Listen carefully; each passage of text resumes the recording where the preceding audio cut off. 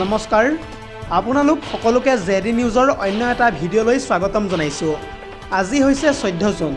অসমৰ লগতে ভাৰতৰ বিভিন্ন প্ৰান্তৰ পৰা কেইবাটাও গুৰুত্বপূৰ্ণ খবৰ যুগুত কৰা হৈছে। তাৰে ভিতৰত প্ৰথমটো খবৰেই হৈছে এটা অত্যন্ত গুৰুত্বপূৰ্ণ খবৰ, কিয়নো সাৱধান হওক ৰাজ্যবাসী। আজি নিশা 19খনকৈ জিলাত ধুমুহা বৰষুণে চলাবত তাণ্ডৱ লীলা। ইতিমধ্যে এই সন্দৰ্ভত ৰাজ্যৰ কেইবাখনো জিলাত এলাৰ্ট জাৰি কৰিছে বতৰ বিজ্ঞান বিভাগে। আৰু এই সন্দৰ্ভত সবিশেষ জনাম ফুল স্ক্ৰীনৰ জৰিয়তে। পুনৰ জনাইছোঁ, আজি নিশা অসমৰ প্ৰায় 19খনকৈ জিলাত কাল ধুমুহা বৰষুণে চলাব তাণ্ডৱ লীলা। ইতিমধ্যে জাৰি কৰা হৈছে প্ৰায়কেইখন জিলাতেই য়েল্ল' এলাৰ্ট। বৰষুণৰ লগতে বজ্ৰপাতৰো এলাৰ্ট জাৰি বতৰ বিজ্ঞান কেন্দ্ৰৰ। আৰু এই এলাৰ্ট জাৰি কৰা জিলাকেইখনৰ ভিতৰত ক'বলৈ গ'লে কোকৰাঝাৰ, ধুবুৰী, দক্ষিণ শালমৰা, চিৰাং, বঙাইগাঁও, বৰপেটা, বজালী, কামৰূপ মেট্ৰ'ৰ উপৰিও শ্ৰীভূমি, হাইলাকান্দি, কাছাৰ, ডিমা হাছাওৰ লগতে পশ্চিম কাৰ্বি আংলং, হোজাই, কাৰ্বি আংলঙৰ উপৰিও গোলাঘাট, যোৰহাট, শিৱসাগৰ, চৰাইদেউ আদি জিলাত ইতিমধ্যে য়েল্ল' এলাৰ্ট জাৰি কৰিছে বতৰ বিজ্ঞান কেন্দ্ৰই। আৰু সেইকাৰণে যদিহে আপোনাৰ কোনো জৰুৰী কাম নাথাকে তেন্তে ঘৰৰ পৰা বিনা কাৰণত কোনো পধ্যে নোলাব, অন্যথা আপুনি পৰিব পাৰে ভয়ংকৰ বিপদত। পৰৱৰ্তী খবৰটো হৈছে গাদী হেৰুৱাৰ পাছতে মহাবিপদত পৰিছে এতিয়া TMCৰ মমতা বেনাৰ্জী। অতি শীঘ্ৰেই হয়তো গ্ৰেপ্তাৰ হ'ব পাৰে পশ্চিমবংগৰ এসময়ৰ মুখ্যমন্ত্ৰী মমতা বেনাৰ্জী। কাৰণ ইতিমধ্যে মমতাৰ বিৰুদ্ধে 3টাকৈ ধাৰাত ৰুজু কৰা হৈছে গোচৰ। আৰু এই সন্দৰ্ভত সবিশেষ তথ্য চাওঁ আহক। পুনৰ জনাইছোঁ, গাদী হেৰুৱাই মহাবিপদত পৰিছে এতিয়া মমতা বেনাৰ্জী। সাম্প্ৰদায়িক মন্তব্য কৰাৰ অভিযোগত মমতাৰ বিৰুদ্ধে দাখিল কৰা হৈছে এজাহাৰ। তথ্য অনুসৰি এহাৰ ষ্ট্ৰীট থানাত মমতা বেনাৰ্জীৰ বিৰুদ্ধে দাখিল কৰা হৈছে এজাহাৰ। জানিব পৰা মতে যোৱা 9 মাৰ্চ তাৰিখে কলকাতাৰ ধৰ্মতলাৰ এক ধৰ্ণা কাৰ্যসূচীত মমতা বেনাৰ্জীয়ে কৰিছিল এই বিতৰ্কিত মন্তব্য। আৰু মমতা বেনাৰ্জীৰ সেই মন্তব্যত সমাজত এক প্ৰকাৰ বিষবাষ্প বিয়পোৱাৰো অভিযোগ উত্থাপিত হৈছিল। আৰু সেই সময়ত মমতা বেনাৰ্জীৰ মন্তব্যত তীব্ৰ অসন্তুষ্টি প্ৰকাশ কৰি ডাঙৰ মন্তব্য কৰিছিল মন্ত্ৰী তথা কিৰেণ ৰিজিজুৱে। কিৰেণ ৰিজিজুৱে মমতা বেনাৰ্জীৰ সেই মন্তব্যক এক প্ৰকাৰ চিন্তনীয় আৰু অপমানজনক বুলি অভিহিতও কৰিছিল। ইয়াৰ উপৰিও সেই অভিযোগৰ ভিত্তিত BNSৰ 196(1), 351(2) আৰু 352ৰ অধীনত গোচৰ ৰুজু কৰা হৈছিল। আৰু সেই মন্তব্য কৰাৰ পাছতেই এক প্ৰকাৰ গাদী হেৰুৱাই মহাবিপদত পৰিছে এতিয়া TMCৰ মমতা বেনাৰ্জী। আজিৰ আমাৰ পৰৱৰ্তী খবৰটো হৈছে কেইটামান ছেকেণ্ডৰ ভিতৰতে অহা প্ৰচণ্ড ভূমিকম্পত মৃত্যু হৈছে প্ৰায় 55জনকৈ লোকৰ। আৰু ইতিমধ্যে সেই ভূমিকম্পৰ পাছত প্ৰায় 21টাকৈ আহিছে ভূমিকম্পৰ আফটাৰ শ্বক। আৰু এই সন্দৰ্ভত সবিশেষ জনাম ফুল স্ক্ৰীনৰ জৰিয়তে। পুনৰ জনাইছোঁ, যোৱা কেইটামান মুহূৰ্তৰ পূৰ্বে অহা প্ৰচণ্ড ভূমিকম্পত প্ৰায় 35,000 লোকৰ ঘৰ বাৰীৰ একেবাৰে চিনচাপ নোহোৱা হৈ পৰিছে। প্ৰকৃতাৰ্থত ক'বলৈ গ'লে মাত্ৰ কেইটামান ছেকেণ্ডৰ ভিতৰত হৈ পৰিছে সকলো শেষ। অট্টালিকাৰ তলত এতিয়াও শ শ লোক আবদ্ধ হৈ আছে। আৰু বৰ ভূমিকম্পৰ পাছত প্ৰায় 21টাকৈ আহিছে আফটাৰ শ্বক। এটা জৰুৰী খবৰ জনাই আছোঁ এই মুহূৰ্তত। আৰু বৰ্তমানলৈকে মৃত্যুৰ সংখ্যা ইতিমধ্যে অতিক্ৰম কৰিছে 55ৰ ঘৰ। ফিলিপাইনছত ভূমিকম্পৰ এক প্ৰকাৰ ক'বলৈ গ'লে সৃষ্টি হৈছে আতংকময় পৰিৱেশ। জানিব পৰা মতে প্ৰায় 35,000 লোক ইতিমধ্যে হৈ পৰিছে গৃহহীন। ইয়াৰ উপৰিও শ শ অঞ্চলত নামি পৰিছে অন্ধকাৰময় পৰিৱেশ। জানিব পৰা মতে দেশখনৰ প্ৰায় 29টাকৈ পথৰ লগতে 11খনকৈ দলং একেবাৰে ধ্বংসস্তূপত পৰিণত হৈছে।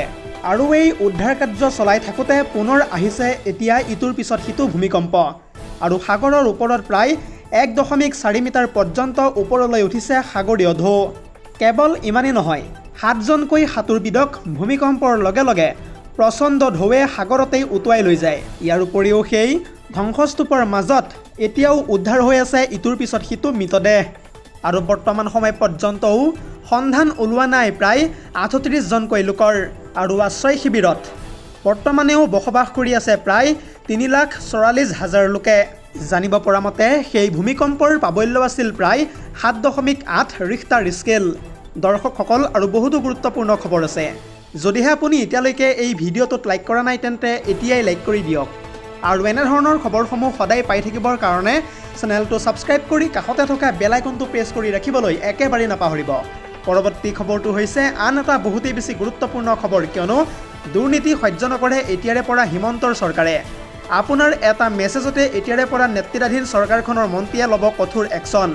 চৰকাৰী কৰ্মচাৰীসকল সাৱধান হোৱাটো অত্যন্ত জৰুৰী, কাৰণ আপোনালোকে যদিহে এটা সামান্য ভুল কৰে তেন্তে পৰিব পাৰে ভয়ংকৰ বিপদত। পুনৰ জনাইছোঁ, একশ্যন মুডত পুনৰবাৰ হিমন্তৰ চৰকাৰ। কোনোবা চৰকাৰী কৰ্মচাৰীয়ে যদি কাম কৰাৰ বাবদ টকা বিচাৰিছে তেন্তে জনাই দিয়ক মন্ত্ৰীক, টকাই নহয়, তামোল চাহপানৰ খৰচ বিচাৰিলেও খবৰ দিব পাৰিব এতিয়াৰে পৰা চৰকাৰক। অসমত যিহেতু দুৰ্নীতি সহ্য নকৰে এতিয়াৰে পৰা হিমন্তৰ চৰকাৰে, আৰু আপোনাৰ এটা মেছেজতে হিমন্তৰ চৰকাৰৰ মন্ত্ৰীয়ে ল'ব কঠোৰ একশ্যন। চৰকাৰী কাৰ্যালয়ৰ দুৰ্নীতি দেখিলেই মন্ত্ৰীৰ হোৱাটছআপত দিব পাৰিব আপুনি অভিযোগ। আপোনাৰ সেই অভিযোগৰ ভিত্তিত একশ্যন ল'ব মন্ত্ৰী অশোক সিংঘালে। দুৰ্নীতি দেখিলেই এতিয়াই আপুনি অভিযোগ দিয়ক 9435048924 এই নম্বৰটোত।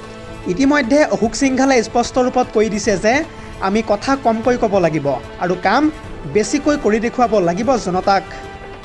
9435048924 এইটো হৈছে মোৰ নম্বৰ। দুৰ্নীতি দেখিলেই মোক হোৱাটছআপৰ জৰিয়তে জনাই দিয়ক, মই একশ্যন ল'ম। কোনো অজুহাত দি কাম পেলাই থ'লে বিপদ নিশ্চিত হ'ব এতিয়াৰে পৰা চৰকাৰী কৰ্মচাৰীৰ, আৰু সাৰি নাযাব অজুহাত দি কাম পেলাই থোৱা সেই কৰ্মচাৰীজন। ঘোষখোৰ দুৰ্নীতি কৰা কৰ্মচাৰীৰ বাঢ়িব পাৰে এতিয়াৰে পৰা ভয়ংকৰ বিপদ। দুৰ্নীতিমুক্ত অসম গঢ়াৰ বাবে ইতিমধ্যে যিহেতু সষ্টম হৈ পৰিছে হিমন্তৰ চৰকাৰ, এয়া মন্তব্য অশোক সিংঘালৰ। পৰৱৰ্তী খবৰটো হৈছে আন এটা অত্যন্ত গুৰুত্বপূৰ্ণ খবৰ, কিয়নো খামেনেইক এইবাৰ শেষ বিদায় দিব ইৰাণে। আহি থকা 9 জুলাইত সম্পন্ন হ'ব আয়াতুল্লাহ আলী খামেনিৰ জানাজা। ইতিমধ্যে এই সন্দৰ্ভত কিছু বিশেষ তথ্য আহি পৰিছে, সবিশেষ জনাবলৈ চেষ্টা কৰিম গ্ৰাফিক্স প্লেটৰ জৰিয়তে। পুনৰ জনাইছোঁ, মহৰমৰ পিছতেই আয়াতুল্লাহ আলী খামেনিৰ জানাজা সম্পন্ন কৰিব ইৰাণে। কোটি কোটি লোকে শেষ বিদায় জনাব এইবাৰ আয়াতুল্লাহ আলী খামেনিক। আলী খামেনিৰ জানাজাৰ তাৰিখ ইতিমধ্যে যিহেতু নিৰ্ধাৰণ কৰিছে তেহৰানে। আহি থকা 4 জুলাইৰ পৰা 9 জুলাই পৰ্যন্ত চলিব খামেনিৰ জানাজা প্ৰক্ৰিয়া, আৰু ইৰাণৰ প্ৰয়াত সৰ্বোচ্চ নেতা আয়াতুল্লাহ আলী খামেনিৰ জানাজাত 2 কোটি লোক উপস্থিত হোৱাৰ আছে পূৰ্ণ সম্ভাৱনা। তেহৰানৰ মজহাদত কবৰস্থ কৰা হ'ব এইবাৰ আয়াতুল্লাহ আলী খামেনিক। লগতে খামেনিৰ জানাজাৰ সময়ছোৱাত কেইবাদিনীয়া ৰাষ্ট্ৰীয় শোক পালন কৰিব সেই দেশখনে। ইজৰাইলৰ আক্ৰমণত যিহেতু প্ৰাণ হেৰুৱাইছিল ইৰাণৰ সৰ্বোচ্চ ধৰ্মীয় নেতা আয়াতুল্লাহ আলী খামেনিয়ে, প্ৰায় 3 মাহেই খামেনিৰ মৃতদেহ সংৰক্ষিত কৰি ৰাখিছে আজিও ইৰাণ চৰকাৰে, আৰু মহৰমৰ পিছতেই আয়াতুল্লাহ আলী খামেনিৰ জানাজা সম্পন্ন কৰিব ইৰাণে। পৰৱৰ্তী খবৰটো হৈছে সাৱধান হওক অবৈধ বেদখলকাৰীসকল, কাৰণ যিকোনো মুহূৰ্তত বাজিব পাৰে বিপদ ঘণ্টা। আৰু এই সন্দৰ্ভত সবিশেষ জনাম ফুল স্ক্ৰীনৰ জৰিয়তে।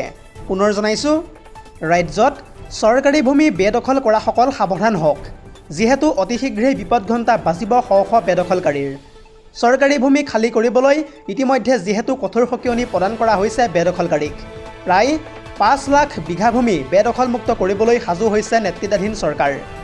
ধুবুৰীত অতি কমেও প্ৰায় 50,000 বিঘা ভূমিত চলিব এইবাৰ উচ্ছেদ অভিযান। এক লেচা চৰকাৰী ভূমি বেদখল কৰা সকলোকো ৰেহাই দিয়া নহ'ব। বেদখলকাৰীলৈ এনেদৰে কেইটিমান মুহূৰ্তৰ পূৰ্বে সকিয়নি প্ৰদান কৰি ডাঙৰ মন্তব্য কৰিছে মন্ত্ৰী অশোক সিংঘালে। পৰৱৰ্তী খবৰটো হৈছে, বৰ্তমান সময়ত পাকিস্তানত দেশ এৰি পলাবলগীয়া অৱস্থাৰ সৃষ্টি হৈছে, কাৰণ 25 কোটি জনসংখ্যাৰ ভিতৰত প্ৰায় 10 কোটিয়ে হৈছে দৰিদ্ৰ সীমাৰেখাৰ তলত। আৰু এই সন্দৰ্ভত এটো যে তথ্য জনাম ফুল স্ক্ৰীনৰ জৰিয়তে। পুনৰ জনাইছোঁ, পাকিস্তানী নাগৰিকৰ দেশ এৰি পলাবলগীয়া অৱস্থাৰ সৃষ্টি হৈছে বৰ্তমান সময়ত। নতুনকৈ যিহেতু 7 কোটি দৰিদ্ৰৰ সৃষ্টি হৈছে সেই শত্ৰুৰ দেশখনত, লাও লোৱা অৱস্থাৰ দিশে গতি কৰিছে শত্ৰু ৰাষ্ট্ৰ তথা পাকিস্তানে। বৰ্তমান সময়ত দৰিদ্ৰতাই ভংগ কৰিছে ইতিমধ্যে পাকিস্তানত সৰ্বকালৰ অভিলেখ। প্ৰায় 25 কোটি জনসংখ্যাৰ ভিতৰত 10 কোটিয়ে হৈছে দৰিদ্ৰ। পাকিস্তানত দৰিদ্ৰতাৰ হাৰ ইতিমধ্যে 28.9% বৃদ্ধি পাইছে। ইয়াৰ উপৰিও বেলুচিস্তানত দৰিদ্ৰতাৰ হাৰ হৈছেগৈ বৰ্তমান সময় পৰ্যন্ত 47%, আৰু গ্ৰামাঞ্চলত দৰিদ্ৰতাৰ হাৰ হৈছে 36.2%। লগতে চৰাঞ্চলত 17.4% বৃদ্ধি পাইছে দৰিদ্ৰতাৰ হাৰ। তথ্য অনুসৰি মধ্যপ্ৰাচ্যৰ সংঘাতৰ ফলত পাকিস্তানত এনেদৰে এতিয়া বৃদ্ধি পাইছে অৰ্থ সংকট। পৰিস্থিতি আৰু অধিক ভয়াৱহ হোৱাৰো আশংকা প্ৰকাশ কৰা হৈছে বৰ্তমান সময়ত। পাকিস্তানৰ GDP 0.8% এতিয়া হ্ৰাস পাইছে। কেইটিমান মুহূৰ্তৰ পূৰ্বে অৰ্থনৈতিক সমীক্ষাত এনেদৰে পোহৰলৈ আহিছে পাকিস্তানৰ এক বিস্ফোৰক তথ্য। News desk report, ZD news.